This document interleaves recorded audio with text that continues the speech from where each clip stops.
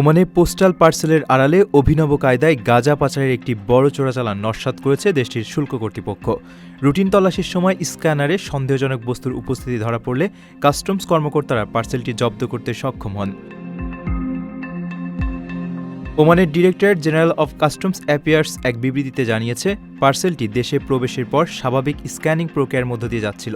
এ সময় ভেতরে অস্বাভাবিক কিছুর অস্তিত্ব টের পেয়ে কর্মকর্তারা সেটি খুলে তল্লাশি চালান। এর ভেতরে অত্যন্ত সুকৌশলে লুকিয়ে রাখা বিপুল পরিমাণ গাঁজা উদ্ধার করা হয়। মাদকের এই চালানটি ঠিক কোন দেশ থেকে পাঠানো হয়েছিল বা এর নেপথ্যে কারা জড়িত, তদন্তের স্বার্থে তাৎক্ষণিকভাবে সে বিষয়ে বিস্তারিত কোনো তথ্য প্রকাশ করেনি কর্তৃপক্ষ। তবে জড়িতদের শনাক্ত করতে ইতিমধ্যেই প্রয়োজনীয় আইনি পদক্ষেপ গ্রহণ করা হয়েছে। উল্লেখ্য, ওমান সরকার বরাবরই মাদক চোরাচালান ও ব্যবহারের বিরুদ্ধে কঠোর জিরো টলারেন্স নীতি অনুসরণ করে থাকে।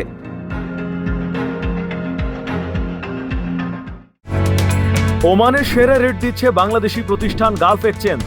প্রিয়জনকে টাকা পাঠাতে আজই আসুন আমাদের যে কোনো ব্রাঞ্চে অথবা কল করুন স্ক্রিনে দেয়া নাম্বারে। গালফ এক্সচেঞ্জ, বাংলাদেশিদের প্রিয় এক্সচেঞ্জ।